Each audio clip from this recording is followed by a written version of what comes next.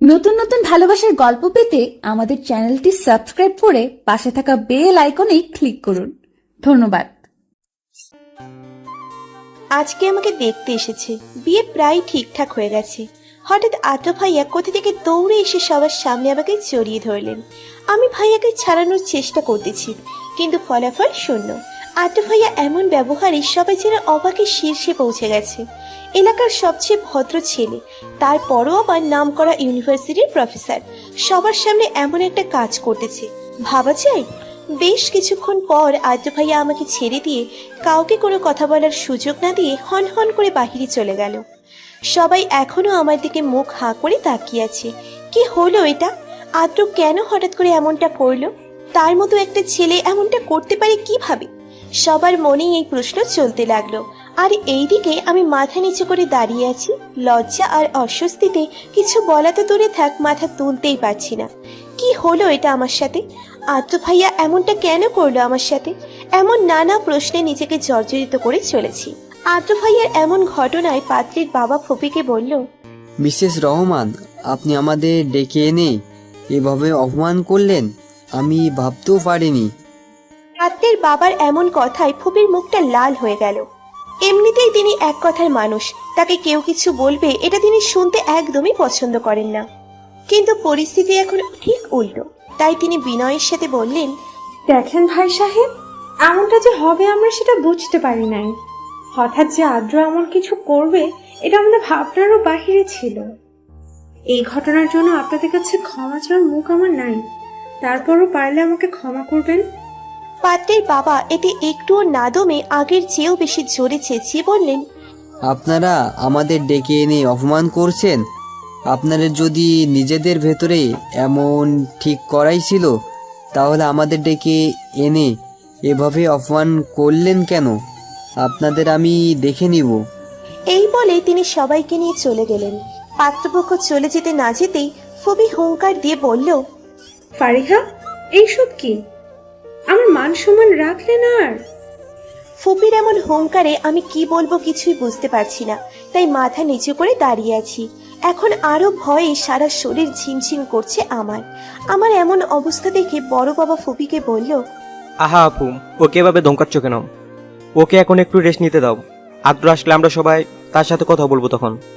বড় বাবার এমন কথায় ফুপি যেন আরো ক্ষেপে গিয়ে দ্বিগুণ জোরে চিৎকার দিয়ে বলল, দাও, আরো আশকারা দিয়ে মাথায় তুলো।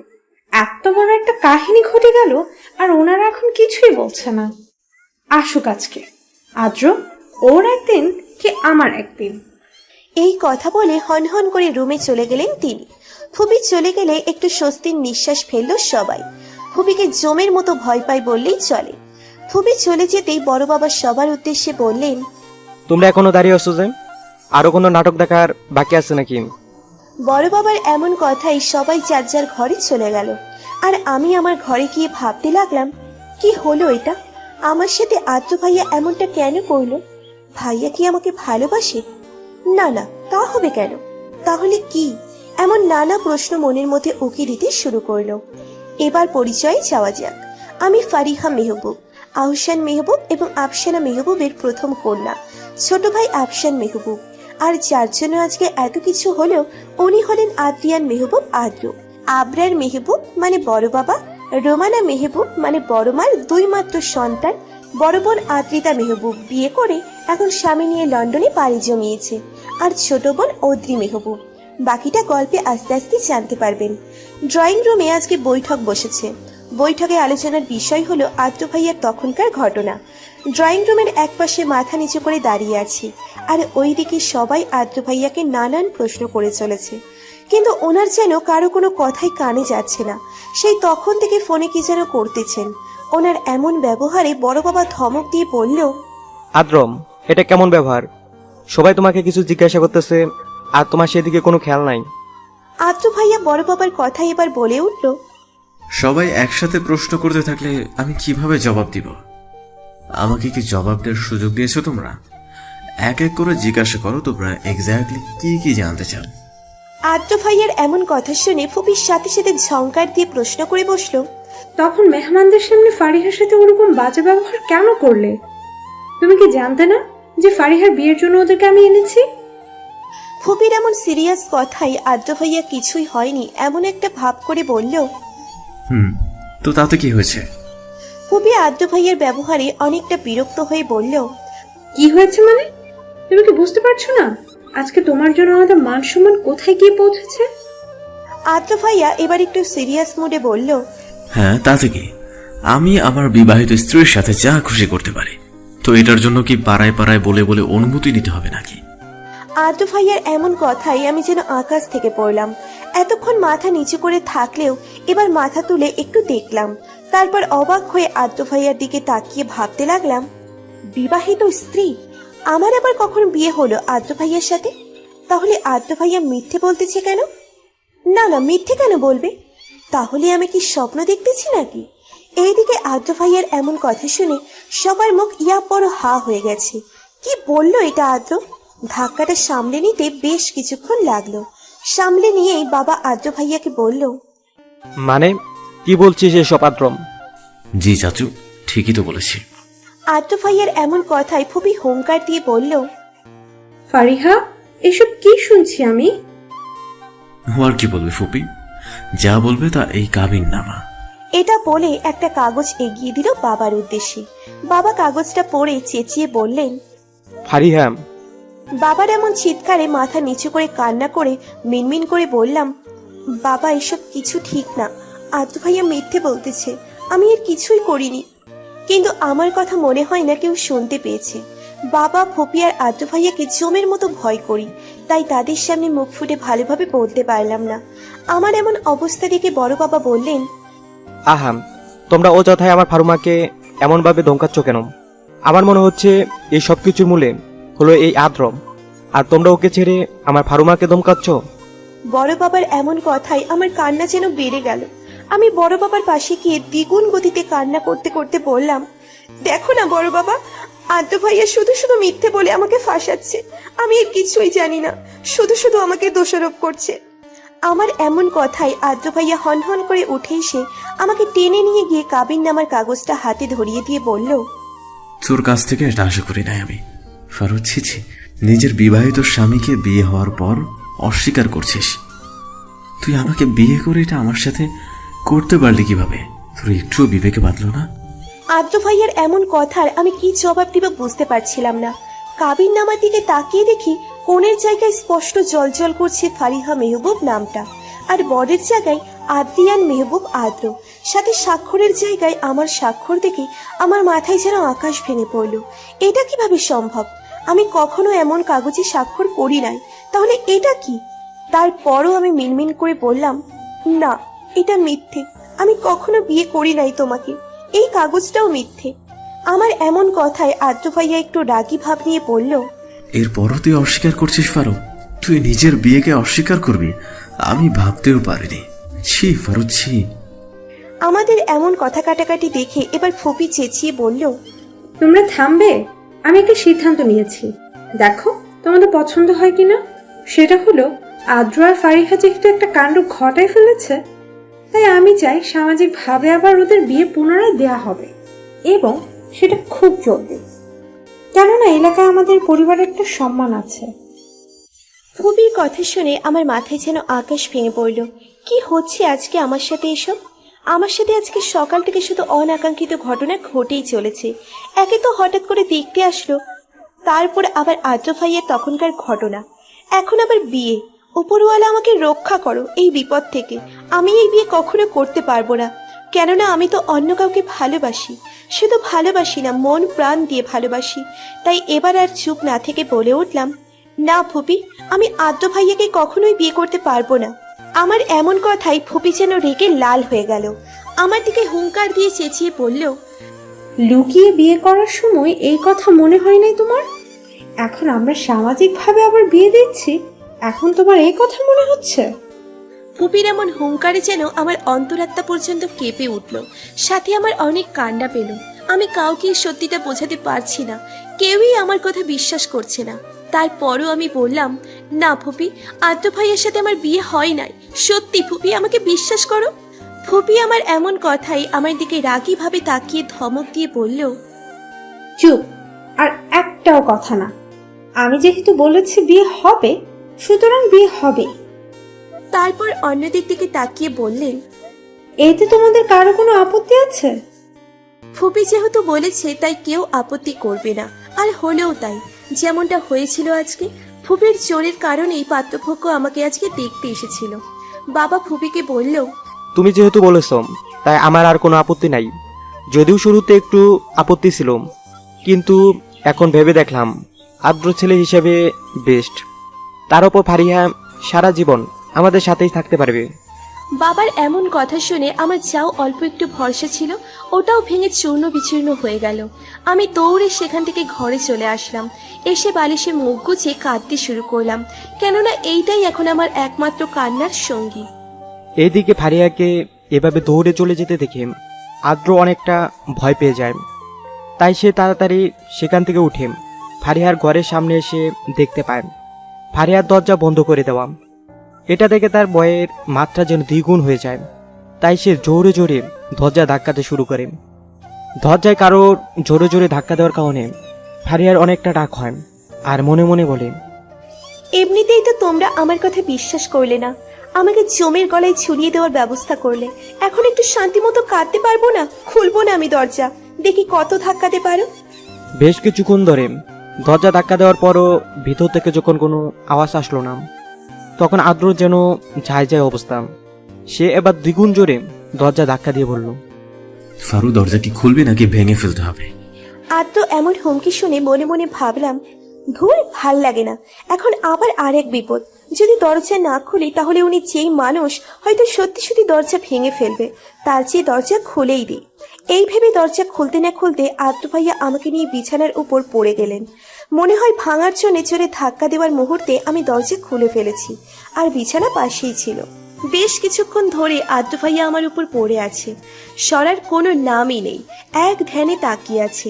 আর এইদিকে আমি বেচারি যে তার চাপে চ্যাপটা হয়ে যাচ্ছি, সেই দিকে তার কোনো খেয়ালই নেই মনে হয়। এইদিকে আদ্র মনে মনে ভাবতেছে, ফারু, তোমার মধ্যে এমন কি আছে যার মায়ায় আমি বারবার পড়ে যাই? তোমার চোখে এমন কি আছে যার গভীরতায়, যার আবেশে আমার হৃদয় জুড়িয়ে যায়?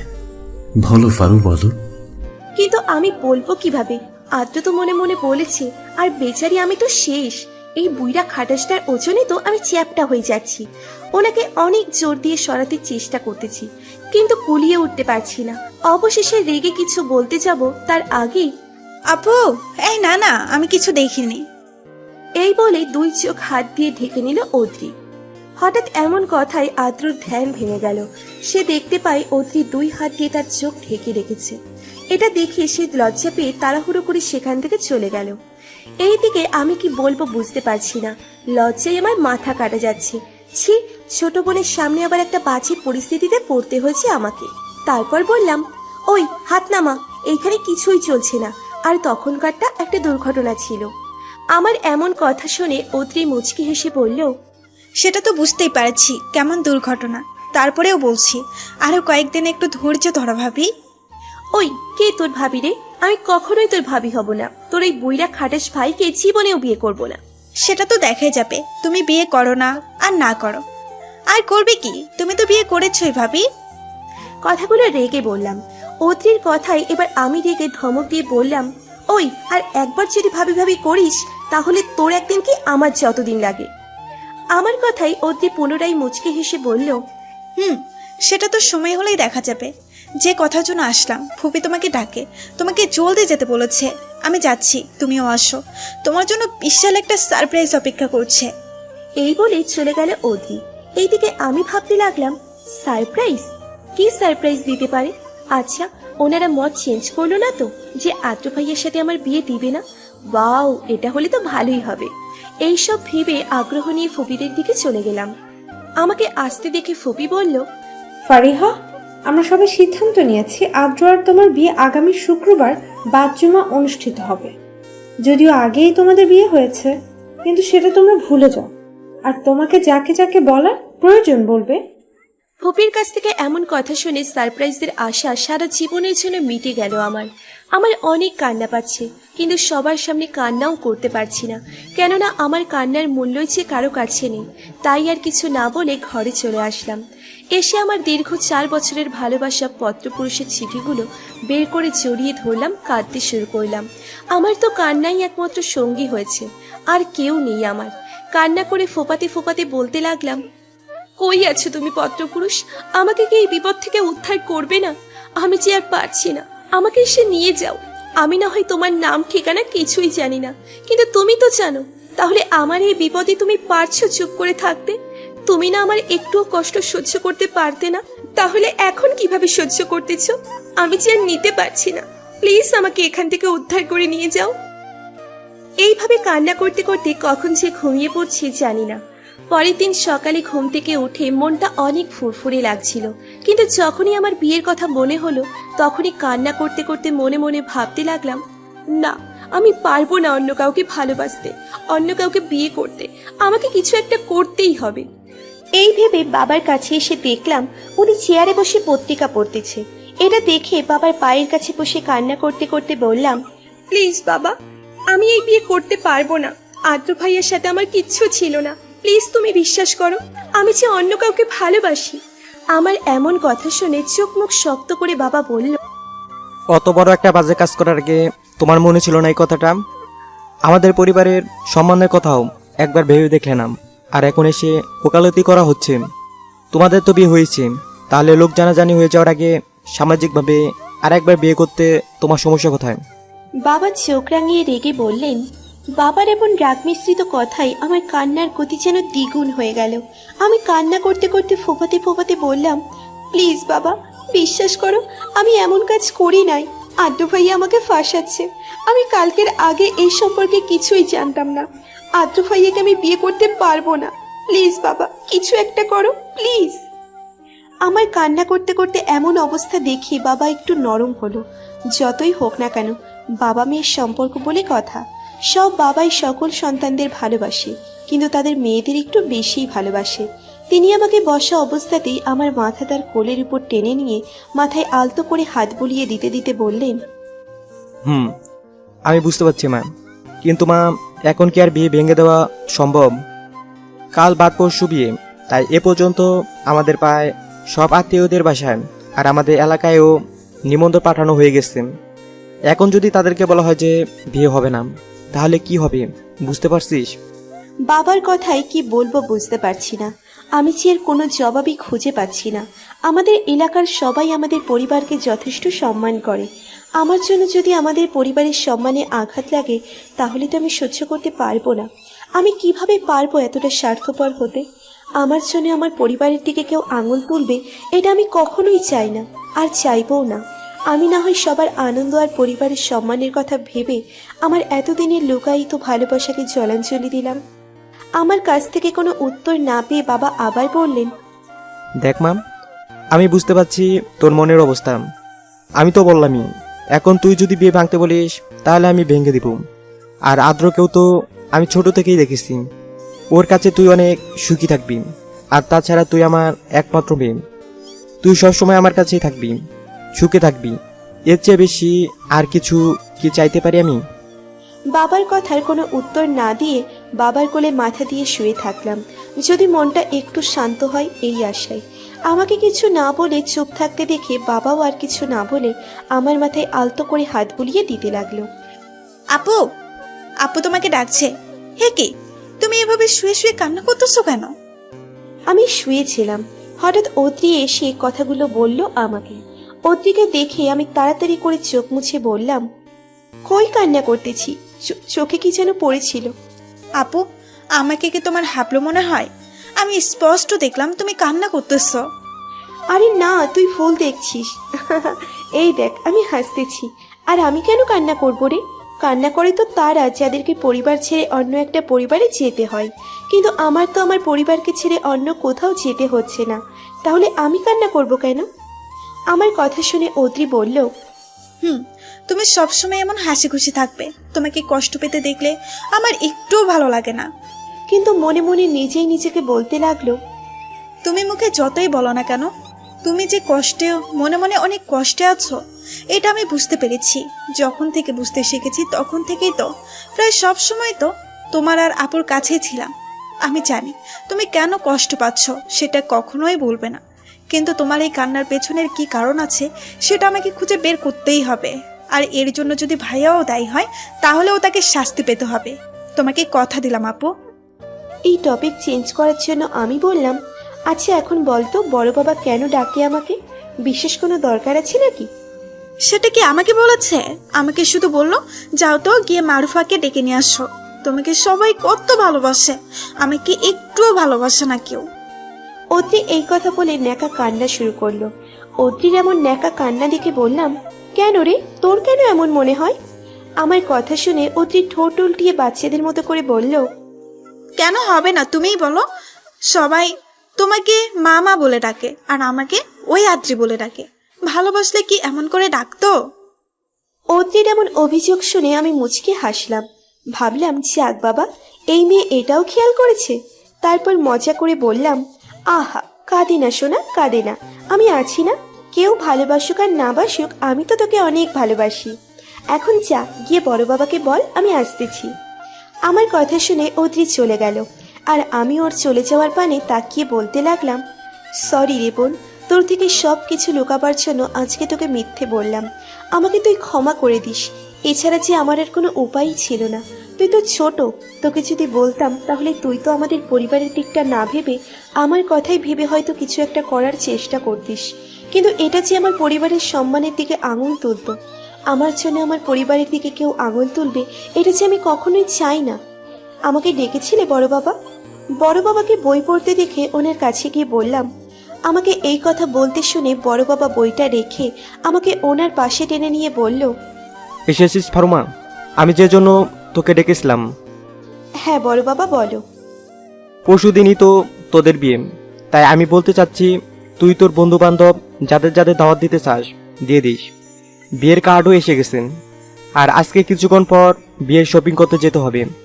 তুই বরং অদ্রি আহসানের সাথে তোর কোনো বান্ধবী থাকলে নিয়ে যাবি। জি বড় বাবা। আচ্ছা তাহলে এখন যা, রাতে নাকি খাস নাই, কিছু এখন গিয়ে খাবি। জি বড় বাবা। আচ্ছা তাহলে এখন আয়। বড় বাবার কাছ থেকে উঠে আমি কিছু খেয়ে রুমে চলে আসলাম। রুমে এসে তিশাকে জানিয়ে দিলাম, আর আজকে আমাদের সাথে শপিংয়ে যেতে হবে সেটাও বলে ফোন রেখে দিলাম। মনে শান্তি না থাকলে কিছুই ভালো লাগে না, কথাটা আসলেই সত্যি, যেটা আমি এখন হাড়ে হাড়ে বুঝতে পারছি। তারপরও যতটা সম্ভব নিজেকে স্বাভাবিক রাখতে চেষ্টা করতেছি, কেননা আমার ওপরে যে আমার পরিবারের মান সম্মান নির্ভর করছে। কিন্তু মন তো আর সেটা মানতে চায় না। মন তো ছুটে যেতে চায় তার কাঙ্ক্ষিত আবাসস্থল আর সেই পত্রপুরুষের কাছে। কিন্তু তারপরও আমি মনের কথা না শুনে মনকে অনেকটা শক্ত করে পরিস্থিতির সাথে নিজেকে মানিয়ে নিতে আপ্রাণ চেষ্টা চালিয়ে যাচ্ছি। জানি না শেষ পর্যন্ত কতটা সফল হতে পারবো। আপাতত মনকে ব্যস্ত রাখার জন্য একটা গল্পের বই হাতে নিয়ে পড়তে লাগলাম। অপর দিকে আদ্র রেডি হচ্ছে, এখন তাকে ভার্সিটিতে যেতে হবে। এমন সময় হঠাৎ আফসানের আগমন। আদ্র আফসানকে দেখে জিজ্ঞাসা করে, কি রে পিচ্ছি, কিছু বলবি? আদ্র এমন কথায় আফসান হালকা রেগে গিয়ে চোখ মুখ লাল করে বলে, দেখো ভাইয়া, তোমাকে আমি অনেকদিন মানা করেছি আমাকে পিচ্ছি বলবে না। আমার বয়স 10 চলতেছে, আবার যদি কখনো আমাকে পিচ্ছি বলো তাহলে কিন্তু আমি বড় বাবার কাছে তোমার নামে বিচার দিব। আদ্র আফসানের কথায় একটু হেসে বলল, আচ্ছা সরি, যা আর বলবো না।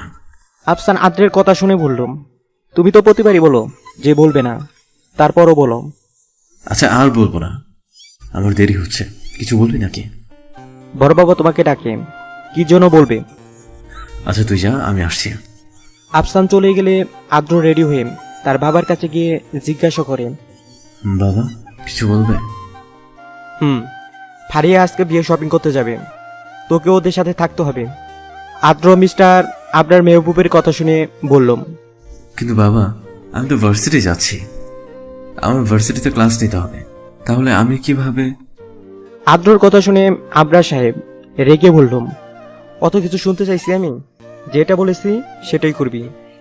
আবরার সাহেবের কথা আদ্র আর কোনো প্রতিবাদ না করে বললাম, ঠিক আছে বাবা, আমি অদ্রিকে বলে যাচ্ছি কখন কোথায় থাকতে হবে। আমি ওদিক দিয়ে যাব এখন।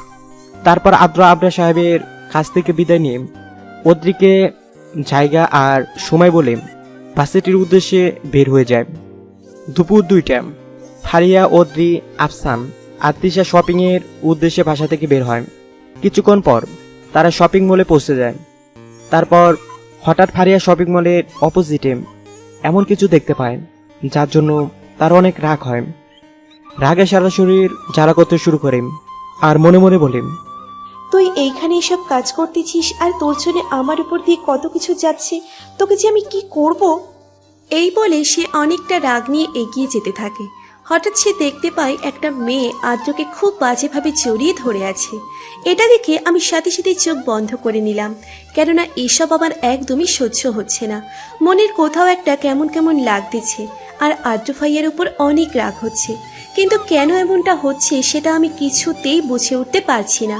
আশেপাশে কি হচ্ছে সেটা দেখার জন্য প্রায় সাথে সাথেই চোখ খুললে দেখতে পাই আদ্র ভাইয়া মেয়েটার থেকে দূরে দাঁড়িয়ে মেয়েটাকে অনেকটা রেগে কি যেন বলছে। এটা দেখে আমি আদ্র ভাইয়াকে মনে মনে একটা ধন্যবাদ দিলাম, কিন্তু কেন দিলাম সেটা জানি না। তারপর আর ওদিকে না গিয়ে অতিথিদের কাছে ফিরে আসলাম। কিছুক্ষণ পর আদ্র ভাইয়া আমাদের কাছে আসলে আমরা বিয়ের কেনাকাটা শুরু করলাম। বিয়ের জিনিসপত্রের কাছে যতই যাচ্ছি ততই আমি কিছুতেই মনকে স্বাভাবিক রাখতে পারছি না। অনেক চেষ্টা করতেছি কিন্তু কিছুতেই পারছি না। আমার অনেক কান্না পাচ্ছে, মন চাচ্ছে চিৎকার করে কান্না করতে, কিন্তু পরিস্থিতির কারণে সেটাও পারছি না। কিন্তু তারপরও কি কান্না থেমে আছে?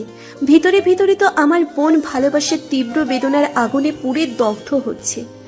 পরের দিন সকালে ঘুম থেকে উঠতেই বিছানার একপাশে একটা চিঠি দেখতে পেলাম, যেটা একটা লাল টকটকে গোলাপ ফুল দিয়ে চাপা দেওয়া। চিঠিটা দেখার সাথে সাথেই আমার মনের মধ্যে ধক করে উঠল। এ যে আমার পত্রপুরুষের চিঠি, পূর্বের ন্যায় আজকেও ঠিক একইভাবে রাখা, পূর্বের ন্যায় ঠিক একই সময় যার আবির্ভাব। শুধু পার্থক্য একটাই, পূর্বের ন্যায় আজকে আর সেই পত্র ভালোবাসার টানে উৎফুল্ল হয়ে পড়তে পারছি না। মন তো পড়ার জন্য আনচান করতেছে, কিন্তু সব সময় যে মনের কথা শুনতে নেই, কোনো কোনো সময় পরিস্থিতির কথাও শুনতে হয়। আর আমি আজ সেই পরিস্থিতির শিকার, তাই আমি চাইলেও যে আর এর বাহিরে যেতে পারবো না। তাই আর মনের কথা না শুনে পরিস্থিতির সাথে নিজেকে পুরোপুরি খাপ খাইয়ে নেওয়ার চেষ্টা করতেছি। তারপর চিঠিটাকে আগের চিঠিগুলোর সাথে রেখে দিয়ে ফ্রেশ হতে চলে গেলাম। আপু, তোমার কি কিছু হয়েছে? তুমি কি কোনো কারণে মন খারাপ করেছো? মনের বেদনা কমানোর জন্য গল্পের বই পড়ছিলাম, এমন সময় হঠাৎ অদ্রি এসে উপরের কথাটা বলল। অদ্রি এইভাবে হঠাৎ কথা বলায় কিছুটা চমকে গেলাম। তারপর অদ্রিকে দেখে স্বাভাবিক হয়ে বললাম, আরে আমার আবার কি হবে, আমি তো ঠিকই আছি। আমার এমন কথায় অদ্রি কিছুটা আশাহত হলো। হবে নাই বা কেন, তার থেকে যে বারবার আমি বিষয়টাকে লুকানোর চেষ্টা করে যাচ্ছি। অদ্রি এবার আশাহত কণ্ঠে বলল, তোমাকে মনমরা দেখতে আমার একটুও ভালো লাগে না। কিছু হলে বলো আমাকে, আমি সর্বোচ্চ চেষ্টা করব। অদ্রির এমন কথায় আমি বললাম, আরে না, কিছুই হয়নি, আমি ঠিকই আছি। তারপর কথা কাটানোর জন্য বললাম, তা কিছু কি বলবি নাকি? আমার কথার জবাবে অদ্রি বলল, আপু, কিছুক্ষণ পর মেহেদি অনুষ্ঠান শুরু হবে, তাই তোমাকে বলার জন্য আসলাম। অদ্রির কথা শুনে বললাম, আচ্ছা ঠিক আছে, আমি রেডি হয়ে থাকবো। ঠিক আছে আপু, আমি তাহলে যাই। আচ্ছা আয়। অদ্রি চলে গেলে আমি ওর পানে চেয়ে বিড়বিড় করে বলতে লাগলাম, বোন রে, ক্ষমা করে দিস, আমার যে তোর কাছ থেকে লুকানো ছাড়া কোনো উপায়ই ছিল না। সকাল থেকে সারা বাড়ি বিয়ের আমেজে গমগম করছে। বাড়ির বড় ছেলে মেয়ের বিয়ে বলে কথা, চারিদিকে লোকজন ছুটোছুটি করছে, আনন্দ করছে, বিভিন্ন খোশ গল্প করছে, কেউ কেউ আবার আড্ডায় মেতে উঠেছে। কিন্তু এত কিছুর মাঝেও নিজেকে সামনে রাখতে কষ্ট হচ্ছে। বারবার মনে হচ্ছে এই তো আর কিছু সময় পরই আমি যে আমার পত্রপুরুষকে নিয়ে ভাবার অধিকার চিরতরের জন্য হারিয়ে ফেলবো। তখন চাইলেও যে ভাবতে পারবো না, কেননা আমি যে তখন অন্যের অধিকার, আমি না চাইলেও যে আমি তার। এইদিকে যখন আমি ভাবনাতে মগ্ন, তখন কেউ যে দূর থেকে আমার গতিবিধির ওপর আমায় অজান্তে কড়া নজর রাখতেছে, সেটা আমি কিছুতেই ভাবতে পারিনি। বাসর ঘরে বসে আছি, মনে এক রাশ অপ্রাপ্তির ছোঁয়া নিয়ে, সাথে হাজারো বিষাদময় স্মৃতির পদচারণায় নিজেকে সামলে নেওয়ার প্রবল চেষ্টা করতেছি। কিন্তু এই বাসর রাত নিয়েই আমার ছিল হাজারো স্বপ্ন, হাজারো আশা প্রত্যাশা, বিভিন্ন পরিকল্পনা, যা আজকে আমার কাছে মরীচিকার নাই। দরজায় টোকা পড়ার শব্দটা আমার ভিতরে যেন তীব্র আলোড়নের সৃষ্টি করলো। মনে হতে লাগলো এই তো আর কিছুক্ষণ পরেই আমাকে না চাইলেও অন্য কারো অস্তিত্বে বিলীন হতে হবে। অনাকাঙ্ক্ষিত সেই পুরুষের অধিকার রক্ষায় দিনের পর দিন নিজের সাথে সংগ্রাম করে যেতে হবে। হঠাৎ আদ্র ভাইয়ার এমন কথায় আমার ভাবনার পরিসমাপ্তি ঘটল। আদ্র ভাইয়ার এমন কথায় আমি কিছুটা অবাক হলাম, কেননা এই প্রথম তিনি আমাকে তুমি করে বলতেছে। বিষয়টাকে ততটা পাত্তা না দিয়ে আমি বললাম, তার আগে আমার কিছু প্রশ্নের উত্তর দিতে হবে আপনাকে আদ্র ভাই, তারপর না হয় আপনি যা বলার বলিয়েন। আদ্র ভাই আমার কথা শুনে কিছুটা মুচকি হেসে বলল, এখন তো আমাদের বিয়ে হয়েছে, এখন কি ভাইয়া বলা ছাড়বে না? সারা জীবন শুধু ভাই ভাই করে গেলে, এখন অ্যাটলিস্ট ছেড়ে দাও। আমি আদ্র ভাইয়ের কথাটা তেমনটা পাত্তা না দিয়ে হালকা রাগের সুরে বললাম, আপনাকে আমার কিছু জিজ্ঞেস করার আছে, করব কি? আমার কথা শুনে আদ্র ভাইয়া পুনরায় মুচকি হেসে বলল, অবশ্যই, যা ইচ্ছা জিজ্ঞেস করতে পারো। তুমি আমার বিয়ে করা নববিবাহিত বউ বলে কথা, আর তাছাড়াও বাসরাতে তো একে অপরকে ভালোভাবে জানতে হয়, তাই না? আদ্র ভাইয়ার মুখে বাস্যরাত কথাটা শুনে আমার মনে শিহরণ বয়ে গেল, সারা শরীর কাঁপতে শুরু করলো, আর মনে হতে লাগলো আদ্র ভাই কি আমার উপর অধিকার দাবি করবে নাকি? বাস্যরাতে তো। তোমার কি আমাকে এমন মনে হয় ফারুক? হঠাৎ আদ্র ভাইয়ের মুখ থেকে এমন কথা শুনে আমার ধ্যান ভাঙলে আমি চমকে গেলাম। তিনি কিভাবে আমার মনের কথা বুঝতে পারলেন? আমি তো জোরে বলি নাই, তাহলে কিভাবে? মনের কথা যদি কেউ এত জোরে ভাবতে পারে, তাহলে পাশের লোক সেটা শুনতে পারবে না কেন? আদ্র ভাই মুচকি হেসে বলল। আদ্র ভাইয়ের এমন কথা শুনে আমি যেন আকাশ থেকে পড়লাম, আর ভাবতে লাগলাম আমি জোরে বলে ফেলেছি, তাও আবার আদ্র ভাইয়ের সামনে। আদ্র ভাইয়াকে নিয়ে এমন বাজে বাজে কথা, আমি আদ্র ভাইয়ের সামনে আমার মুখ দেখাবো কিভাবে? এখন যেভাবে মুখ দেখাচ্ছ ঠিক সেভাবেই। আদ্র ভাইয়া মুচকি হেসে বলল। আদ্র ভাইয়ের এমন কথায় আমি কিছুক্ষণ তার দিকে হা করে তাকিয়ে থাকলাম। আমাকে এভাবে হা করে তাকিয়ে থাকতে দেখে আদ্র খোঁচা দিয়ে মুচকি হেসে বলল, এভাবে হাঁ করে গিলতে থাকলে আমার তো হাঁপানি রোগেতে ধরবে, আই এম শিওর। তাই এভাবে হাঁ করে না থেকে অল্প অল্প করে দেখো, আমি তো আর পালিয়ে যাচ্ছি না। আদ্র ভাইয়ের এমন কথায় আমি লজ্জায় মুখ নিচু করে ফেললাম। আমার এমন লজ্জা পাওয়া দেখে আদ্র ভাই মুচকি হেসে বলল, অলরাইট, আর লজ্জা পেতে হবে না। লজ্জায় যেভাবে লাল হয়ে যাচ্ছ, কখন যে তোমাকে টুপ করে খেয়ে ফেলবো নিজেও জানি না, তখন যেন আবার আমাকে দোষ দিতে পারবে না। ওনার এমন কথায় আমার লজ্জা যেন দ্বিগুণ হয়ে গেল। লজ্জায় আর অস্বস্তিতে মনে হতে লাগলো আমি যেন মাটির সাথে মিশে যাই। আমার কেন এত লজ্জা লাগতেছে আমি কিছুতেই বুঝতে পারছি না। আমার তো এখন আদ্র ভাইয়ের উপর রাগ হওয়ার কথা। আমার এমন অবস্থা দেখে আদ্র ভাইয়া কথা ঘোরানোর জন্য বলল, আচ্ছা, তখন কি যেন জিজ্ঞেস করতে চাচ্ছিলে? এখন কি জিজ্ঞাসা করবেন ম্যাডাম, নাকি ওটা কালকের জন্য রেখে দেবেন? আদ্র ভাইয়ের এমন কথাই আমি বাস্তবে ফিরে আসলাম। আদ্র ভাইয়ের দিকে তাকিয়ে অসহায় ভঙ্গিতে বলতে লাগলাম, আপনি আমার সাথে কেন এমন করলেন আদ্র ভাই? কেউ না জানুক, আপনি তো জানতেন আমাদের কোনো বিয়েই হয়নি, তাহলে কেন আপনি আমার সাথে এমন নাটক করলেন?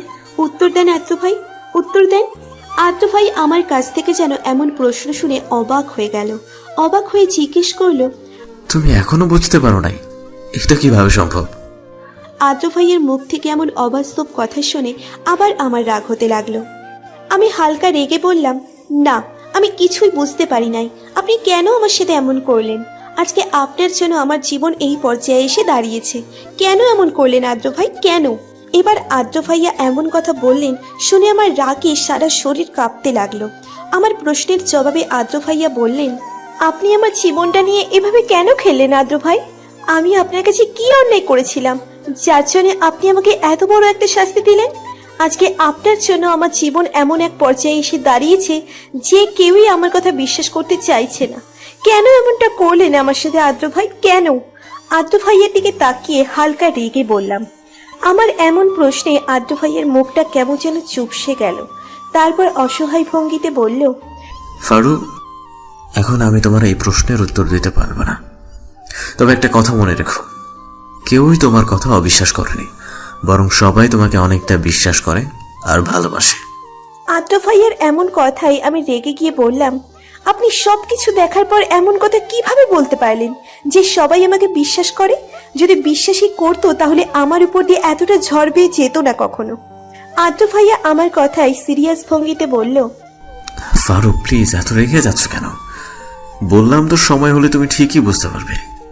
আর তখন যদি আমাকে তোমার ভুল মনে হয় তাহলে আমাকে যা শাস্তি দেওয়ার তুমি দিও, আমি মাথা পেতে নেব।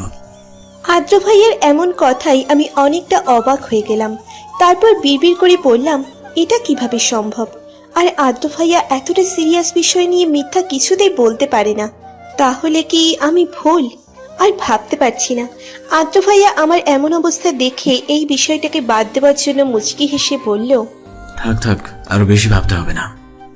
তোমার যে শরীরের অবস্থা, আল্লাহ, বেশি ভাবতে ভাবতে যদি আবার কঙ্কাল হয়ে যাও তখন আমার ভবিষ্যৎ বাবুদের কি হবে? আমার অনেক আশা নাতি নাতনিদের সাথে গল্প করার, তার কি হবে? আদ্র ভাইয়ের এমন কথাই আমি হা করে ওনার দিকে তাকিয়ে রইলাম। বুইরা খাটাস বলে কি? আমি এখনো পিচ্ছি একটা মেয়ে আর উনি এখনই নাতি নাতনিদের চিন্তা করে ফেলেছে। আমাকে এমন হা করে তাকিয়ে থাকতে দেখে আদ্র ভাইয়া মুচকি হেসে খোঁচা দিয়ে বলল, থাক থাক, এইভাবে আর হা করে গিলতে হবে না আমাকে। আমি জানি তোমার বড় অনেক হ্যান্ডসাম, এখনই এইভাবে লোক দিও না। বাকি জীবনের জন্য কিছু রাখো। যেভাবে হা করে দেখছো আমার তো কেমন কেমন একটা অন্যরকম ফিলিংস আসছে। আদ্র ভাইয়ের এমন কথাই আমি অনেকটা লজ্জা পেলাম। কখনোই এমন পরিস্থিতিতে পড়িনি আগে। আর এই বইরা খাটাস বজ্জাত চামচিকা বেটাই আমাকে শুধু শুধু লজ্জায় ফেলতেছে। আমাকে মনে মনে গালি দেওয়া শেষ হলে এখন ঘুমান, বেশি রাত জাগা ঠিক না, ওকে? এই বলে তিনি বিছানায় শুতে নিলেই আমি তাড়াতাড়ি করে বললাম, না না, আমি আপনার সাথে এক বিছানায় ঘুমাতে পারবো না, আপনি বরং নিচে ঘুমান। আদ্র ভাইয়া আমার কথাকে বিন্দুমাত্র গ্রাহ্য না করে বিছানায় শুয়ে পড়ল। তারপর আমার দিকে তাকিয়ে মুচকি হেসে বলল, আমার তো আপনার সাথে এক বিছানা ঘুমাতে কোনো অসুবিধা নাই। আপনার যদি কোনো অসুবিধা থেকে থাকে তাহলে মেঝে তো আছেই, আপনি বরং সেখানেই ঘুমান। কিন্তু খবরদার অন্য ঘরে যাওয়ার চিন্তাও মাথা থেকে ছেড়ে ফেলুন, কেননা এখন থেকে আপনাকে আমার ঘরেই ঘুমাতে হবে। আদ্র ভাইয়ের এমন ব্যবহারে আমার অনেক রাগ হতে লাগলো। আমি রেগে ফোপাতে লাগলাম। আমার এমন অবস্থা দেখে আদ্র ভাইয়া মুচকি হেসে বলল, ম্যাডাম, আপনাকে কিন্তু রাগি লোকে অনেক কিউট লাগে। আর তা দেখে আমার ফিলিংস আসতে শুরু করে। যদি ভুল করে কিছু একটা করে ফেলি তাহলে তার জন্য আমাকে আবার দোষ দিতে যাবেন না। তাই কিছু করার আগে আপনি বরং ঘুমিয়ে পড়ুন তাড়াতাড়ি। আদ্র ভাইয়ের এমন কথাই আমি যেন আকাশ থেকে পড়লাম। লোকটা বলে কি, রাগকে এক মুহূর্তে পানি কিভাবে করতে হয় এটা মনে হয় এনার চেয়ে ভালো কেউই জানে না। তারপর আমি আর কোনো উপায় খুঁজে না পেয়ে একপাশে গিয়ে শুয়ে পড়লাম। পরের দিন সকালে খোঁচা খোঁচা কিছুর শব্দে আমার ঘুম ভেঙে গেল। চোখ খুলতে দেখতে পেলাম আমি আদ্র ভাইয়ের বুকে মাথা রেখে জড়িয়ে ধরে ঘুমিয়ে আছি। এটা দেখার সাথে সাথেই লাফ দিয়ে বিছানা থেকে নেমে পড়লাম। তারপর আদ্র ভাইয়াকে এখনো ঘুমাতে দেখে কিছুটা নিশ্চিন্ত হয়ে ফ্রেশ হতে চলে গেলাম। ফ্রেশ হয়ে বের হয়ে আদ্র ভাইয়াকে এখনো ঘুমাতে দেখে মনে মনে উপরওয়ালাকে ধন্যবাদ দিয়ে নিশ্চিন্ত মনে রেডি হয়ে নিচে চলে আসলাম। ভাবি, ঘুম কেমন হলো? ঘুম হয়েছে তো নাকি? নিচে আসতে না আসতেই অদ্রি আমাকে দেখে প্রশ্ন করে বসলো।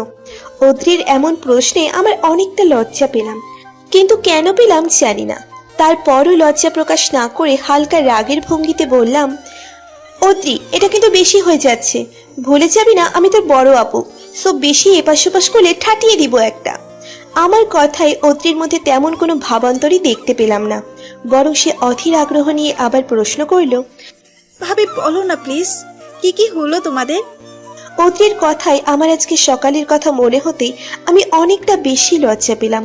আর মনে মনে ভাবতে লাগলাম, ইস, কি বাজে একটা পরিস্থিতির মধ্যে পড়তে হয়েছিল আমাকে। ভাগ্যিস আদ্র ভাইয়া ঘুমের মধ্যে ছিল, না হলে কি হতো আমার? আমি কিভাবে এই মুখ নিয়ে আদ্র ভাইয়ার সামনে যেতাম? আমাকে কিছু বলতে না দিয়ে অদ্রি বলে উঠল, ভাবি কোথায় হারিয়ে গেলে? এমন মুখ লাল করে কি ভাবছো শুনি?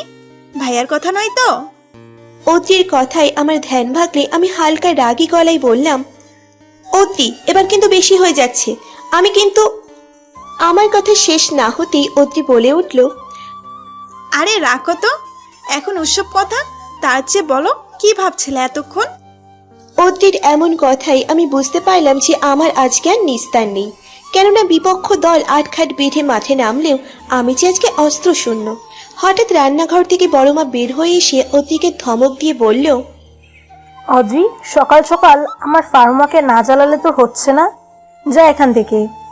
তারপর আমার দিকে তাকিয়ে বলল, তুই আয় তো মা, আমার কাছে এসে বসে থাক। বড় মার এই কথা শোনার সাথে সাথে অদ্রির কাছ থেকে বাঁচার আনন্দে খুশিতে আত্মহারা হয়ে বড় মার পিছনে পিছনে চলে গেলাম। আদ্র ভাইয়া ছাড়া সবাই খাবার টেবিলে বসে আছি, কেননা সাহিব এখনো ঘুমে ব্যস্ত। অদ্রি তাকে ডাকতে গিয়েছিল, কিন্তু ফলাফল শূন্য, তাই তাকে ছাড়াই সবাই খেতে বসেছি। হঠাৎ আদ্র ভাইয়া এসে আমার সামনে বসে বড় মার উদ্দেশ্যে বলল, মা, ক্ষুধা লাগছে আমার, কিছু খেতে দাও আমাকে। আদ্র ভাইয়ের এমন কথায় সবাই আদ্র ভাইয়ের দিকে তাকিয়ে কিছু একটা দেখে হা হয়ে যায়। তারপর সবাই কিছু না বলেই মুচকি হেসে মাথা নিচু করে নেয়, আর অদ্রি তো জোরেই হেসে ফেলে। অদ্রিকে হাসতে দেখে আমি আদ্র ভাইয়ের দিকে তাকিয়ে দেখি ওনার গলার ঠিক একটু নিচে আমার ঠোঁটের দাগ লেগে আছে, যেটা আদ্র ভাইয়া মনে হয় খেয়াল করেনি। এটা দেখে আমার লজ্জায় মাটিতে মিশে যেতে ইচ্ছে করছিল। সবার সামনে এমন লজ্জার একটা পরিস্থিতিতে পড়তে হবে আমি কখনো ভাবতেই পারিনি। লজ্জার অস্বস্তিতে আমি মাথা নিচু করে থাকলাম। এইদিকে সবাইকে এইভাবে হাসতে দেখে আদ্র ভাইয়া অবাক হয়ে বলল, সকাল সকাল তোমাদেরকে ভূতে ধরলো নাকি নাকি এলিয়েন দেখতে পেলে যে এভাবে কোনো কারণ ছাড়াই হাসছো?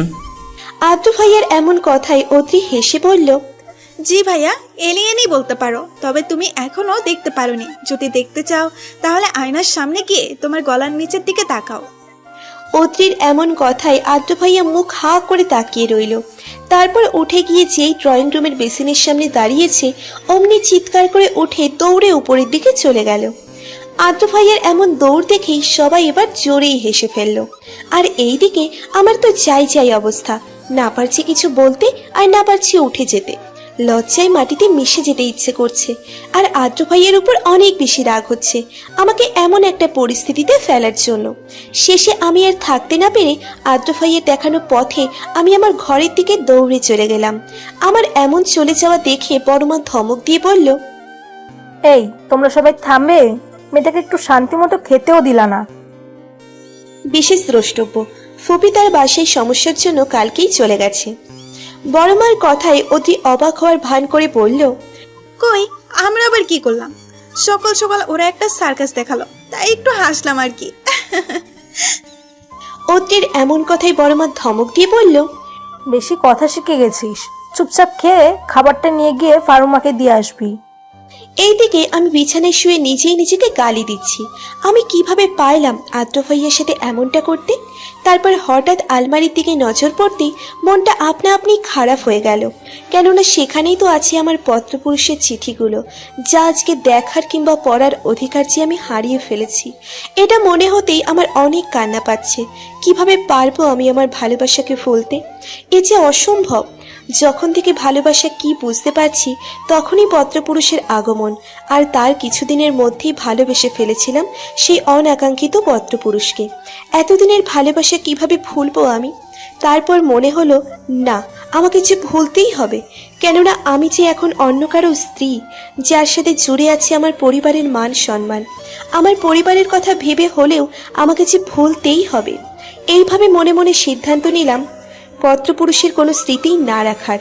তাই সেই অনাকাঙ্ক্ষিত পত্রপুরুষের দেওয়া সবকিছুই কোনো একসময় বাহিরে গিয়ে ফেলে দিয়ে আসবো, এই ভেবে একটা ব্যাগে ভরে রাখলাম। ব্যাগটা যে লুকিয়ে রাখতে যাব তখনই পিছন থেকে কারো কথাই আমার হাত থেকে পড়ে গিয়ে সবকিছু মেঝেতে ছড়িয়ে পড়লো। হঠাৎ পেছন থেকে কে যেন বলে উঠল, তুমি এখানে কি করতেছো? আর এসব কি? এত চিঠি কোথা থেকে আসলো? তুমি কি কাউকে ভালোবাসতে নাকি যে তোমাকে এই চিঠিগুলো দিয়েছে? চিঠিগুলো তাড়াতাড়ি করে ব্যাগে ভরে ফেলে পিছনে তাকিয়ে দেখি খাবার হাতে নিয়ে অদ্রি দাঁড়িয়ে এই কথাগুলো বলছে। এই অসময়ে অদ্রিকে দেখে আমার শরীরে অজানা ভয়ের একটা শিহরণ বয়ে যেতে লাগলো। আর ভাবতে লাগলাম, এখন কি হবে? এখন কিভাবে আমি বিষয়টাকে লুকিয়ে রাখবো? কোনোভাবেই যে সম্ভব না। আর তারপরও হাল ছেড়ে না দিয়ে একটু চেষ্টা করার জন্য রাগের ভঙ্গিতে বললাম, এইভাবে হুট করে কেউ কারো ঘরে ঢোকে? আমি জরুরি কাজ করছিলাম আর তুই এসে সব কিছুই ভেস্তে দিলি। খাবারটা টেবিলে রেখে বের হ, আমার কাজ আছে এখন। আমার এমন কথা শুনে অত্রি বলে উঠল, কি হয়েছে তোমার আপু? এভাবে কথা বলতেছো কেন? তোমার সারা শরীর দিয়ে তো ঝরঝর করে ঘাম ঝরতেছে, কোনো সমস্যা? অদ্রির কথার প্রেক্ষিতে আমি তাড়াতাড়ি করে বললাম, আরে কোনো সমস্যা না, তুই যা, এখন আমার কিছু কাজ আছে, আমি পরে খেয়ে নিব। আমার কথায় অদ্রির মধ্যে চলে যাওয়ার কোনো প্রবণতাই দেখলাম না, বরং সে আরো বেশি আগ্রহী হয়ে বলল, আপু, তুমি তো জানোই আমি তোমাকে কত ভালোবাসি। বেশ কিছুদিন থেকে তোমাকে মন খারাপ করে থাকতে দেখে আমার একটুও ভালো লাগছে না। তোমার স্মরণ আছে ছোটবেলায় আমি যখন কান্না করতাম তখন তুমি আর বড় আপু মিলে কি করতে আমার সাথে? আপু তো এখন নাই, কিন্তু তুমি আমাকে কেন এত কষ্ট দিচ্ছ? তুমি জানো না তোমাদের কষ্ট আমি সহ্য করতে পারি না। তুমি কেন কষ্ট পাচ্ছ বলো আমাকে, আমিও চেষ্টা করে দেখি। প্লিজ আপু, আর চুপ করে থেকো না। অদ্রির এমন কথায় আমি কি বলবো বুঝতে পারছি না, কেননা অদ্রি যে আজকে আর না জেনে ছাড়বে না এটা আর আমার বুঝতে বাকি নেই। আমাকে চুপ থাকতে দেখে অদ্রি আবার বলে উঠল, ঠিক আছে, বলতে না চাইলে নাই, আমি নিজেই জেনে নেব। আমি তোমাকে ভালোবাসলেও তুমি তো আর আমাকে ভালোবাসো না, আমাকে একটুও আপন মনে করো না। থাক, তোমার বলতে হবে না। এই বলেই ন্যাকা কান্না শুরু করলো। অদ্রির অবস্থা দেখে মনে মনে বললাম, ধুর, এই মেয়ে দেখছি আজকে না জেনে কিছুতেই ছাড়বে না। আচ্ছা বলেই দেখি, কত আর মিথ্যে বলবো, পরে যা হবার হবে। কিন্তু ওকে বললে যদি কোনো সমস্যা হয়, আমার পরিবারের মান সম্মানের উপর যদি কোনো আঘাত আসে, তাহলে আমি নিজেকে কিভাবে ক্ষমা করব? তারপর অদ্রির উদ্দেশ্যে বললাম, ওকে বনু, এখন ন্যাকামি বন্ধ কর, আমি বলবো, কিন্তু তার আগে আমাকে কথা দিতে হবে যে তুই কাউকেই বলবি না। আমার কথা শুনে প্রায় সাথে সাথেই বলল, ওকে ওকে, কাউকেই বলবো না, এখন বলো। তারপর আমি অদ্রিকে শুরু থেকে সব কিছুই খুলে বললাম। আমার কথা শুনে অতি ভারাক্রান্ত মন নিয়ে বলল, ভাইয়াকে এর জন্য শাস্তি পেতে হবে। ওর কত বড় সাহস তোমাকে কষ্ট দেয়। কিন্তু আপু, ভাইয়া সেদিন কেন এমনটা করলো? অদ্রির এমন কথার প্রেক্ষিতে আমি বললাম, সেটা তো আমিও বুঝতে পারছি না, তবে কালকে আদ্র ভাইয়ার কথাই আমার মনে হচ্ছে আমাদের পরিবারের সবাই অথবা কেউ না কেউ তো জানতোই যে কিছু না কিছু হবে। কিন্তু আপু, ওনারা যদি জানতোই তাহলে এত অ্যাক্টিং করলো কেন?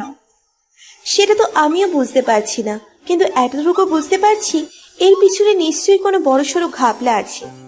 আমার এমন কথাই অদ্রি কিছুক্ষণ চুপ থেকে তারপর বলে উঠল, আপু, আমি কি চিঠিগুলো দেখতে পারি? অদ্রির কথাই আমি চমকে গেলাম। তারপর রেগে বললাম, অদ্রি, এবার কিন্তু বেশি বেশি হয়ে যাচ্ছে। যেভাবেই হোক না কেন আমার এখন বিয়ে হয়ে গেছে, আমি চাইলেও এটাকে অস্বীকার করতে পারবো না, আর ভাঙতেও পারবো না। তাই আগের বিষয় টেনে এনে অযথা বাড়াবাড়ি করার কোনো দরকার নেই। সব কিছুই ভুলে থাকাই ভালো হবে, এতেই আমাদের সবার মঙ্গল। আমার কথার প্রেক্ষিতে অদ্রি বলল, আরে আপু, রেগে যাচ্ছ কেন? আমি শুধু একটা চিঠি দেখবো, আর কিচ্ছু করবো না, এমনকি পড়বো না। প্লিজ আপু, প্লিজ প্লিজ, আর না করিও না। অদ্রির এমন কথাই আমি অসহায়ভাবে বললাম, আচ্ছা ঠিক আছে। তারপর আমি একটা চিঠি অদ্রির হাতে দিলাম। চিঠি খোলার প্রায় সাথে সাথে অদ্রি চিৎকার করে বলে উঠল, ও মাই গড, আমি যা ভেবেছি ঠিক তাই, কিন্তু এটা কিভাবে সম্ভব? অদ্রির কথার কোনো মানেই বুঝতে না পেরে আমি ওকে জিজ্ঞেস করলাম, কি হয়েছে অদ্রি, কোনো সমস্যা? অদ্রি আমার কথার কোনো জবাব না দিয়ে আমাকে বলল, আচ্ছা আপু, একটা কথা বলো তো, তুমি আদ্র ভাইয়ার হ্যান্ড রাইটিং কতদিন থেকে দেখো নাই? অদ্রির এমন কথাই আমি অবাক হয়ে ওর দিকে হা হয়ে তাকিয়ে থাকলাম। এই মেয়ে বলে কি, চিঠি দেখে আদ্র ভাইয়ের হ্যান্ড রাইটিং এর কথা জিজ্ঞেস করতেছে, পাগল হয়ে গেল নাকি? আমাকে হা হয়ে তাকিয়ে থাকতে দেখে অদ্রি বলল, আহা, বলো না কতদিন আগে দেখেছো, আমি তোমাকে একটা সারপ্রাইজ দেব। অদ্রির কথাই আমি বললাম, অনেক দিন হবে, এই প্রায় 8-10 বছর। কেন বলতো? আমার কথা শোনার সাথে সাথে অদ্রি আমাকে অবাক করে দিয়ে হন করে বাহিরে চলে গেল। ওর চলে যাওয়ার দিকে তাকিয়ে বিড়বিড় করে বললাম, যাব বাবা, এর আবার কি হলো? আমাকে জিজ্ঞেস করলো আর কিছু না বলেই চলে গেল। ধুর বাবা, কিচ্ছু বুঝতে পারছি না। তারপর আবার কিছুক্ষণ পর ফিরে এসে আমার হাতে একটা খাতা ধরিয়ে দিয়ে বলল, এটা দেখো। অদ্রির কথাই আমি মুখ হাঁ করে কিছুক্ষণ তাকিয়ে তারপর রেগে বললাম, এমন মজা করার মানে কি অদ্রি? আমি ভালোভাবেই দেখতে পাচ্ছি এটা তোর খাতা, তারপর এটা দেখতে বলার মানে কি? আমার ডাক দেখে অদ্রি মুচকি হেসে বলল, আহ আপু, এত রেগে যাচ্ছ কেন? আসল সারপ্রাইজ তো এখনো বাকি আছে। আসল সারপ্রাইজ পেতে চাইলে আমি যেটা করতে বলবো সেটাই করো। আচ্ছা বাবা, সরি, আর রাগ করবো না। এখন বল আমাকে কি করতে হবে।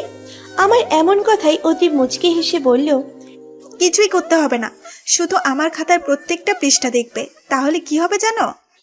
কি হবে? আমার কথা শুনে অতি মুচকি হেসে বলল, তোমার মতো এত বড় একজন মানুষের বিশাল বড় চিন্তার অবসান ঘটিয়ে দেবে আমার এই ছোট্ট খাতাটা। অতির কথায় আমি আবারও ওর দিকে হা করে তাকিয়ে থাকলাম। আমাকে এইভাবে তাকিয়ে থাকতে দেখে বলল, আহা, আমার দিকে এভাবে হা করে তাকিয়ে না থেকে দেখো তো। তারপর আর কি, আমি একটা একটা করে পাতা দেখতে শুরু করলাম। এভাবে বেশ কিছুক্ষণ দেখার পর হঠাৎ একটা পাতায় এসে আমার চোখ আটকে গেল। আমি অবাক হয়ে লেখাগুলোর দিকে তাকিয়ে থাকলাম, কেননা এই লেখাগুলো যে আমার খুব খুব চেনা, খুব বেশি কাছের কারো লেখা। আমি নিশ্চিত যে এগুলোই সেই পত্রপুরুষের লেখা। এটা দেখে আমার মুখ থেকে আপনা আপনি বেরিয়ে আসলো, এটা কিভাবে সম্ভব? আমাকে এভাবে চমকে যেতে দেখে অতি হা হা করে হেসে উঠল। তারপর হাসতে হাসতে বলল, আপু, কেমন লাগলো আমার সারপ্রাইজ? অতির কথায় আমি ভাবনা থেকে বেরিয়ে এসে ওর দিকে প্রশ্ন ছুড়ে দিলাম, এটা তো তোর লেখা নয়, তাহলে এটা কার লেখা? বল না বোন, প্লিজ। আমার এমন আকুতি শুনে অতি বিজ্ঞের মতো বলে উঠল, বালিকা, আমি তোমাকে বলবো, যদি তুমি আমার কিছু শর্তে রাজি হও তাহলে। অতির কথায় প্রায় সাথে সাথেই আমি বলে উঠলাম, আমি তো সব শর্তে রাজি আছি বনু, এখন বল তাড়াতাড়ি। আমাকে এভাবে অস্থির হতে দেখে অতি যেন মজা পাচ্ছে, তাই সে মুচকে হেসে বলল, ভেবে বলছো তো? পরে কিন্তু আবার না করতে পারবে না। আমি অস্থির ভঙ্গিতে বললাম, আমি ভেবেই বলছি, প্লিজ বনু, এবার তো বল। তারপর অত্রিজা বলল, তা শুনে আমি যেন অবাকের শীর্ষে পৌঁছে গেলাম। অত্রিজার নাম বলল, তিনি হলেন। কি রে ফারুক, এভাবে লাফাচ্ছিস কেন? কালকেই না তোর বিয়ে হলো, আর বিয়ের পর দিনই এমন পাগলের মতো লাফাচ্ছিস? একটু তো লজ্জা কর মা। যতই নিজেদের মধ্যে বিয়ে হোক না কেন, বিয়ে তো বিয়েই। আমাকে এইভাবে লাফানো দেখে মা বলল, মায়ের কথার প্রেক্ষিতে বড় মা মাকে বলল, আহা, ওকে এভাবে বকছিস কেন? এটা তো ওরই বাড়ি, আর আমার ফারুমাকে এইভাবে হাসি খুশি থাকতে দেখতেই ভালো লাগে, তাই ওর যা ইচ্ছা করুক না। তারপর আমার দিকে তাকিয়ে বলল, বল তো মা, কি হয়েছে যে তুই লাফাচ্ছিস? বড় মার কথাই আমি বললাম, আসলে বড় মা, আদ্র ভাইয়া, না না কিছু না, তোমাদের বলা যাবে না। এই বলে সেখান থেকে দৌড়ে চলে আসলাম, আর এসেই বড় বাবার সামনে পড়লাম। আমাকে এইভাবে দৌড়াতে দেখে বড় বাবা বলল, কি হয়েছে আমার ফার্মার? এভাবে দৌড়াচ্ছ কেন? বড় বাবার কথা শুনে আমি দৌড়ে গিয়ে বড় বাবাকে জড়িয়ে ধরে ওনার পাশে বসে পড়লাম। আমাকে এমন করতে দেখে বড় বাবা বলল, কি হয়েছে আমার ফার্মার? আজকে এত খুশি যে? খুশির সংবাদ আমাকেও একটু বলো, আমিও শুনি। বড় বাবার এমন কথাই আমি বললাম, না না, তোমাকে এটা বলা যাবে না। জানো বড় বাবা, অতি আমাকে আজকে অনেক বড় একটা খুশির সংবাদ দিয়েছে, তাই আমার অনেক আনন্দ লাগতেছে। তাই আমি সিদ্ধান্ত নিয়েছি যে অতিকে আজকে শপিং করিয়ে দিব আর ঘুরতে নিয়ে যাব। প্লিজ বড় বাবা, না করিও না। আমার কথা শুনে বড় বাবা বলল, আমার ফার্মা যেহেতু বলেছেন, আমি না করি কিভাবে?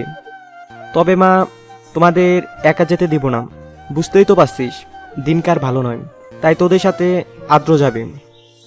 বড় বাবার কথাই মনে মনে অনেক খুশি হলেও বাহিরে সেটা প্রকাশ না করে বললাম, না না বড় বাবা, ওনাকে কেন যেতে হবে, আমরাই পারবো তো। আমার এমন কথা শুনে বড় বাবা বলল, আমি জানি তো তোরা পারবি, কিন্তু মা, দিনকাল যে ভালো না, তাই তোদের সেফটির জন্য আদ্রকে যেতে বললাম।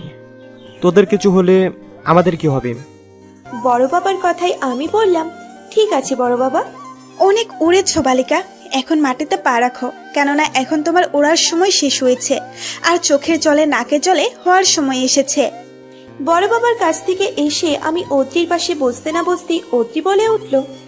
অদ্রির এমন কথায় আমি চমকে গেলাম, এখন আবার কি এমন সারপ্রাইজ দিবে? তারপর আমি অদ্রির উদ্দেশ্যে বললাম, এটা কেমন ব্যবহার অদ্রি? এভাবে ভয় দেখানোর মানে কি? আমার কথা শুনে অদ্রি অবাক হওয়ার ভঙ্গিতে বলল, হ্যাঁ মা, ভয় দেখালাম আবার কখন? আমি তো সত্যিটাই বললাম। অদ্রির কথা শুনে আমি ওর দিকে প্রশ্ন ছুড়ে দিলাম, এটা সত্যি? তাহলে এখন আমার অবস্থা কেন চোখের ছলে নাকের ছলে হবে? আমার কথা শুনে অতি মুচকে হেসে বলল, আমি করব তাই কেন? তুমি কি তখনকার সত্যের কথা ভুলে গিয়েছো নাকি ম্যাডাম? অত্রির এমন কথা শুনে আমি চমকে উঠলাম আর মনে মনে ভাবতে লাগলাম, সত্যিই তো আনন্দে আত্মহারা হয়ে আমি তখনকার শর্তের কথা ভুলেই গিয়েছিলাম। এখন আমার কি হবে? তারপর অত্রির উদ্দেশ্যে বললাম, তখন শর্তের বিষয়টা বাদ দিলে হয় না বনু? আজকে আমি তোকে শপিং এ নিয়ে যাব, আবার ঘুরতে নিয়ে যাব। এখন ঘুষ দিতে চাচ্ছ আমাকে? কিন্তু বালিকা, একটা কথা মনে রাখো, এই অত্রি আপনার কাছ থেকে কোনো ঘুষ নেবে না। আরে ঘুষ বলছিস কেন? তুই আমাকে একটা খুশির সংবাদ দিয়েছিস, তাই আমার পক্ষ থেকে এটা তোর জন্য উপহার। আমার কথা শুনে অতি বলল, তাহলে নেওয়া যায়, কিন্তু তারপরেও সত্য বাদ দেওয়া যাবে না। কিন্তু তুমি যেহেতু আমাকে উপহার দিচ্ছ, তাই একটু ছাড় দিতে পারি, যাতে তোমার চোখের জলে নাকের জলের অবস্থা না হয়। কিন্তু তাতেও একটা টুইস্ট আছে। অতির এমন কথা শুনে আমি অসহায় ফেস করে বললাম, কি সেটা বল শুনি। আমার এমন ফেস দেখে অতি মুচকে হেসে বলল, ও মা, এখনই এমন কান্না করতেছো কেন? তোমার এমন মুখ দেখে আমার মায়া হচ্ছে, তাই তোমার জন্য কোনো শর্ত রাখলাম না, জাস্ট অল্প একটু ছাড়া, আর পুরো শর্তটাই রাখলাম তোমাদের ভালোবাসার উপর। অতির এমন কথাই আমি চমকে গেলাম। কি বলে এই মেয়ে? মাথা ঠিক আছে তো? ভালোবাসার উপর আবার কোনো শর্ত দেওয়া যায় নাকি? আমাকে এইভাবে হা করে তাকিয়ে থাকতে দেখে অতি মুচকি হেসে বলল, এখন শর্তগুলো বলতেছি, ভালো করে শোনো। তোমাকে আমার সব কথা মতো অন্য কারোর সাথে ভালোবাসার অভিনয় করতে হবে, আর সেটাও আবার তোমার স্বামীর সামনে। এটা দেখে যদি আদ্র ভাইয়া আজকে তোমাকে তার ভালোবাসার কথা জানায়, তাহলে তোমায় সবকিছুই মাপ। অতির কথা শুনে আমি অসহায় ভঙ্গিতে বললাম, আচ্ছা ঠিক আছে, আমি তোর শর্তে রাজি, কিন্তু কখন অভিনয় করতে হবে? আমার কথা শুনে অতি বলল, আজকে কোথায় নিয়ে যাবে বললে না? আজকেই তাহলে করলেই হবে। শুধু টুইস্ট আনার জন্য কোনোভাবে আদ্র ভাইয়ের কানে কথাটা বললেই কাজ হয়ে যাবে, বাকিটা। এটা বলে মনে মনে ভাবতে লাগলো, কি ভেবেছিলে আপু? আমি তোমাকে কষ্ট দিব? কখনোই না। তোমাকে আর এইভাবে দেখতে ভালো লাগছে না, তাই তো তোমার ভালোর জন্যই এমন কিছুর ব্যবস্থা করলাম, যাতে আদ্র ভাইয়ের সাথে তুমি খুব তাড়াতাড়ি স্বাভাবিক হতে পারো। গাড়িতে বসে শপিং মলের দিকে যাচ্ছি আমরা, মানে হলো আমি, আদ্র ভাইয়া আর অদ্রি। হঠাৎ অদ্রি বলে উঠল, ভাইয়া গাড়ি থামাও, আমরা নামবো। অদ্রির কথা শুনে আদ্র ভাইয়া অদ্রির উদ্দেশ্যে বলে উঠল, এইখানে নামবি মানে কি অত্রি? আর শপিং মল তো এখনো অনেক দূর, আর এইখানে পার্কের সামনে নামার কারণ কি? ফারুয়াপুর একজন স্পেশাল মানুষের সাথে দেখা করতে যাব আমরা, কিন্তু খবরদার তুমি আসবে না, আমরা কিছুক্ষণ পর আসবো। অদ্রির কথা শুনে আদ্র ভাইয়া বলল, আমি যাব না কেন? বাবা তোমাদের সবসময় খেয়াল রাখতে বলেছে। তোমার এখন আসতে হবে না, এইটুকু সময় আমরা আমাদের খেয়াল রাখতে পারবো। আর তাছাড়া আকাশ ভাইয়া তো আছেই ওইখানে। অদ্রির কথায় আদ্র ভাইয়া রেগে বলল, এই আকাশটা আবার কে? আদ্র ভাইয়ার রাগ দেখে অদ্রিও সমান তালে রাগ দেখিয়ে বলল, আপুর বয়ফ্রেন্ডের সাথে দেখা করতে যাচ্ছি, এবার হইছে? আর কোনো কথা না, আমাদের দেরি হয়ে যাচ্ছে, আমরা গেলাম। আর খবরদার আমাদের পেছনে আসবে না। এই বলে অদ্রি আমাকে টেনে নিয়ে হন হন করে হাঁটতে লাগলো। আর এইদিকে আদ্র কি বলবে বুঝতে না পেরে ওদের দিকে হাঁ করে তাকিয়ে রইল। তারপর যখন অদ্রির কথার মানে বুঝতে পারলো, তখন তাড়াহুড়ো করে গাড়ি থেকে বের হয়ে লুকিয়ে লুকিয়ে অদ্রিদের পিছু করতে শুরু করলো। বেশ কিছুক্ষণ হাঁটার পর অদ্রি বলে উঠল, আপু কাজ হয়ে গেছে, আদ্র ভাই আমাদের পিছু নিয়েছে, এখন তোমার অভিনয়ের পালা। তুমি শুধু ভালোভাবে অভিনয় করে যাবে, বাকিটা আমি সামলে নেব। আর সাবধান, আমি যেভাবে করতে বলেছি সেভাবেই করবে।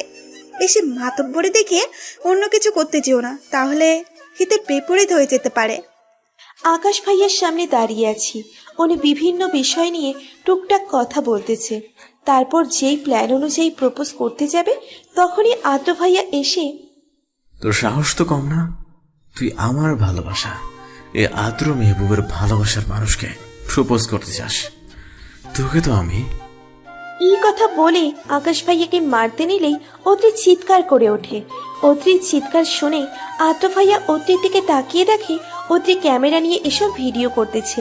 এটা দেখে উনি রাগে গজগজ করতে করতে অদ্রির দিকে তাকিয়ে গর্জে উঠে বলতে থাকে, তোর কি কোনো কমন সেন্স নাই? এখানে কেউ তোর ভাই আর স্ত্রীকে ভালোবাসার কথা বলতেছে, আর তুই সেটা নির্লজ্জের মতো ভিডিও করছিস। আদ্র ভাইয়ের এমন রাগী গলার ধমক শুনেও কিছু হয় নাই এমন একটা ভাব নিয়ে অদ্রি বলে উঠল, তো কি হয়েছে? মারু আফু আমার ভাবি হওয়ার আগ থেকে আমার বোন, আর আমি আপুকে অনেক ভালোবাসি। তুমি তো আপুর সাথে এক প্রকার জোর করে বিয়ে করেছো, যেখানে না আছে কোনো ভালোবাসা, না আছে কোনো কিছু। তাহলে আপু কেন তোমার সাথে থাকবে? কেন তোমার সাথে সারা জীবন কষ্টে কাটাবে? তার চেয়ে আপুকে ভালোবাসে তার সাথে থাকাটা কি বেটার নয়? আর আপুর ভালোর জন্য এটা করা তো আমার নৈতিক দায়িত্ব। আমিও তো ফারুকে ভালোবাসি, শুধু ভালোবাসি না, অনেক বেশি ভালোবাসি। আর তাছাড়াও ফারু আমার স্ত্রী। স্ত্রী তো কি হয়েছে, এখন স্ত্রী আছে, কিন্তু সারা জীবন যে থাকতে হবে তার কি মানে? যেখানে ভালোবাসা নেই, আছে শুধু প্রতারণা, সেখানে থাকা যে না থাকাই বেটার। না না, আমি ফারুক অনেক বেশি ভালোবাসি। ইভেন যখন থেকে বুঝতে শিখেছি তখন থেকেই ভালোবাসি। প্লিজ ফারু, আমাকে এত বড় শাস্তি দিও না। আমি সত্যি তোমাকে অনেক ভালোবাসি। আদ্র ভাইয়ার এইসব কথাই আমার মনের মধ্যে অদ্ভুত একটা শিহরণ বয়ে যেতে লাগলো। আষাঢ়ের বৃষ্টির পর পরিবেশটা যেমন শান্ত হয়, ঠিক তেমনি এতদিনের দুঃখ, কষ্ট, বেদনা সবকিছু মুছে গিয়ে যেন পরিপূর্ণ শান্তি বিরাজ করতেছে। নিজেকে অনেকটা হালকা লাগতেছে। আমার মুখ দিয়ে কোনো কথাই বের হচ্ছে না। আসলেই এতটা সুখ কি আমার প্রাপ্য ছিল? আসলে কি আমি আমার পত্রপুরুষ, আমার ভালোবাসাকে পাবো? নানা প্রশ্ন মনের ভিতর মাথা চারা দিয়ে উঠতে লাগলো। আমি কিছু বলার আগেই অদ্রি বলে উঠল, শুধু ভালোবাসি ভালোবাসি বললে তো হবে না ভাইয়া, হয় তোমাকে এখন প্রপোজ করতে হবে, না হলে বুঝতেই তো পারতেছ। অদ্রি কথা শেষ হতে না হতেই আদ্র ভাইয়া তাড়াতাড়ি করে বলল, না না, তার আর দরকার নেই, আমি রাজি আছি। সেটা তো ঠিকই আছে, কিন্তু আরো একটা কথা মনে রাখবে, যদি তোমার প্রপোজ আপুর পছন্দ না হয় তাহলে তুমি রিজেক্ট। কথাটা ভালো করে মাথায় রাখবে। অদ্রি ভাইয়াকে ছটফট করতে দেখে মজা করে বলল। অদ্রির কথায় আদ্র ভাইয়ার চোখে মুখে একটা চিন্তার ছাপ ফুটে উঠল। আচ্ছা, কতটা ভালোবাসলে একটা মানুষ ভালোবাসার জন্য এতটা অবুঝ হতে পারে? আসলে কি আদ্র ভাইয়া আমাকে এতটা ভালোবাসে? আদ্র ভাইয়া দৌড়ে গিয়ে কোথা থেকে যেন ফুল নিয়ে এসে হাঁটু গেড়ে বসে আমার দিকে ফুল এগিয়ে দিয়ে বলতে শুরু করলো, আমি এমন একটা তুমি চাই যেখানে বুঝে নেবে আমার নীরবতার ভাষা, অব্যক্ত আক্ষেপ। আমি এমন একটা তুমি চাই যে কিনা শুধু আমার জন্য, অন্য কারোর জন্য নয়। যে কিনা এই অবেলায় ফিরে আসুক মেঘের কোলে, বৃষ্টির ফোঁটার শীতলতায়। যে কিনা কল্পনার রঙগুলো বাস্তবে এঁকে দিবে তার তীব্র মমতায়। আমি এমন একটা তুমি চাই যে আমাকে নতুন করে আবিষ্কার করবে, একটু একটু করে ভালোবাসবে, বৃষ্টির ফোঁটা হয়ে ছুঁয়ে যাবে আমায় প্রেম আলাপে, বসন্তের রং দিয়ে সাজাবে আমায় নতুন করে।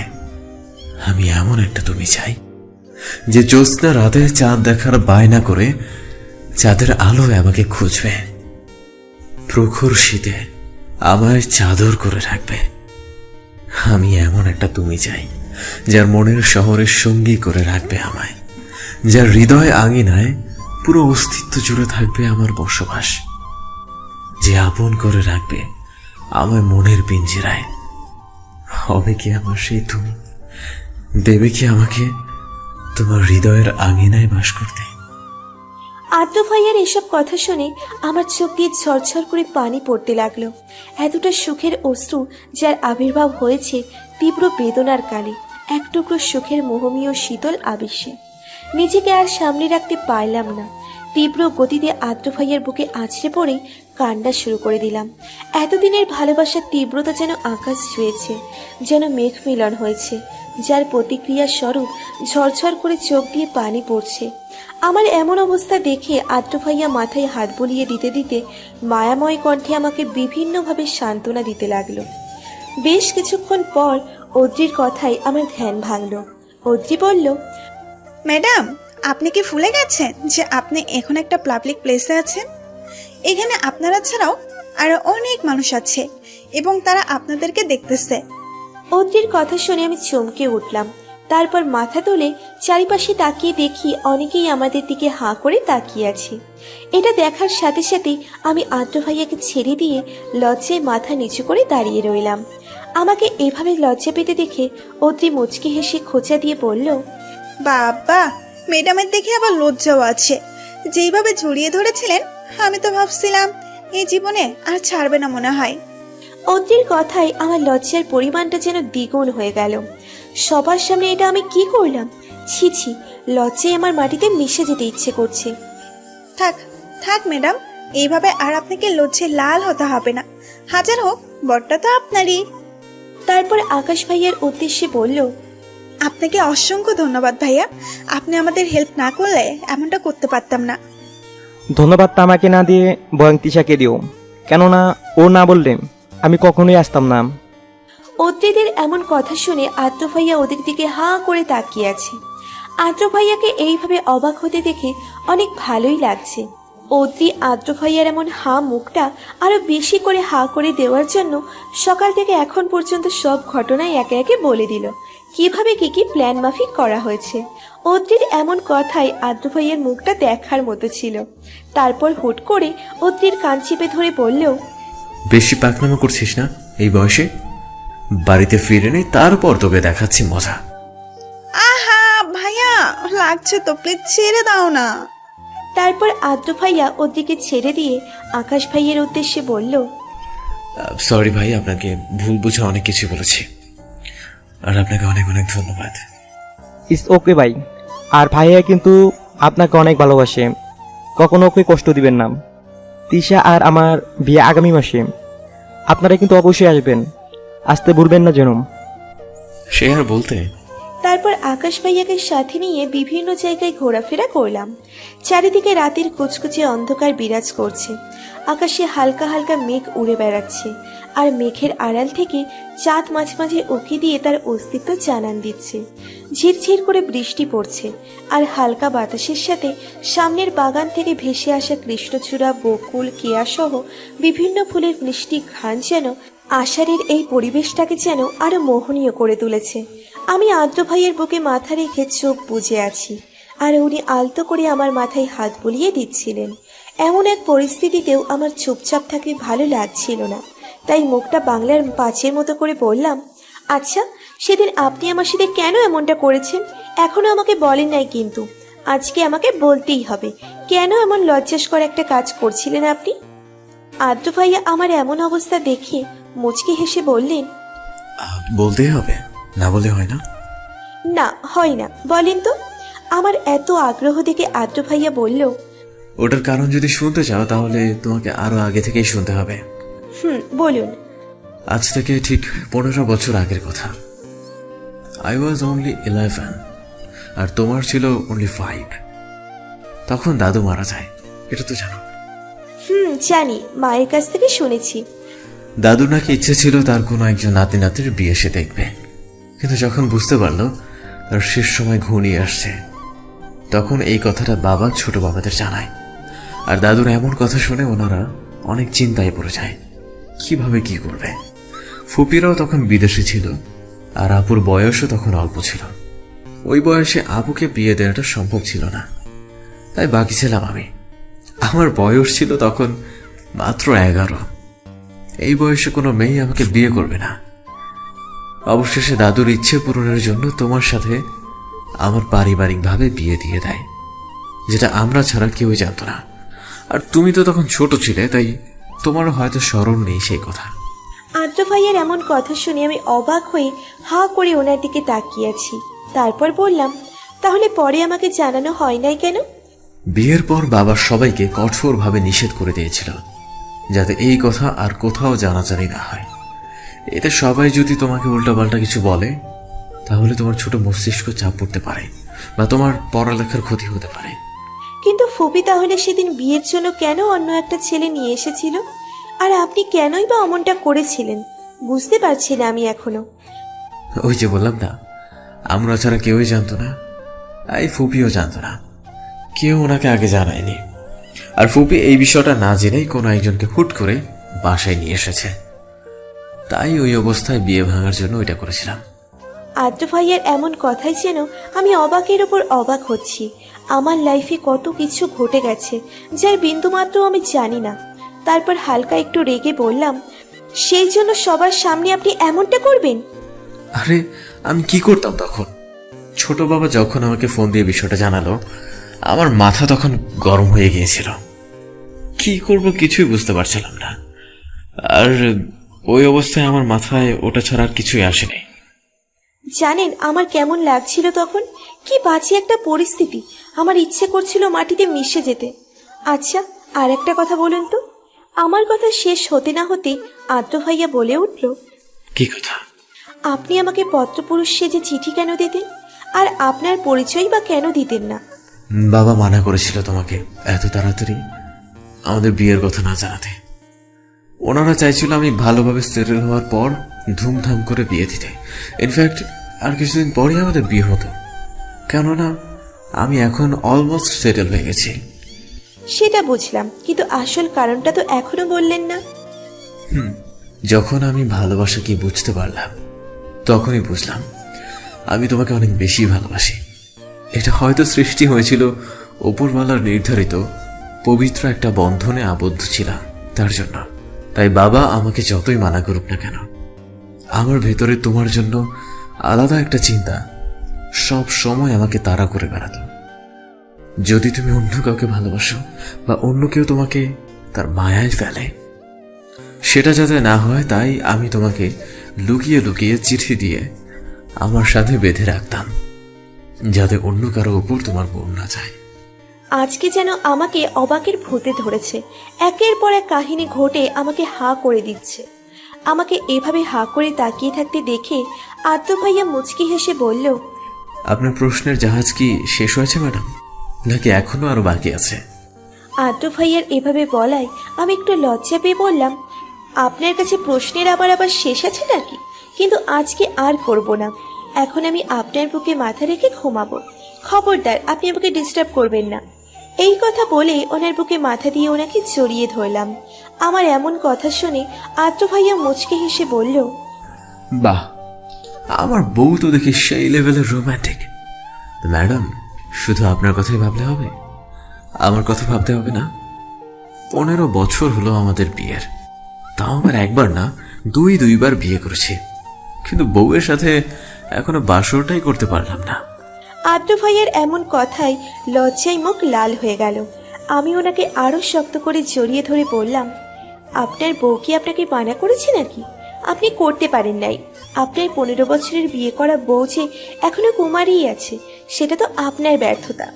এই বলে আমি আদ্র ভাইয়াকে ছেড়ে উঠতে নিলেই উনি আমার হাত টেনে নিয়ে আমার দিকে তাকিয়ে একটা চোখ টিপ দিয়ে শয়তানি হাসি নিয়ে বলল, বালিকা, এই গর্ব আর করিও না, কেননা এই গর্ব আর বেশিক্ষণ টিকবে না।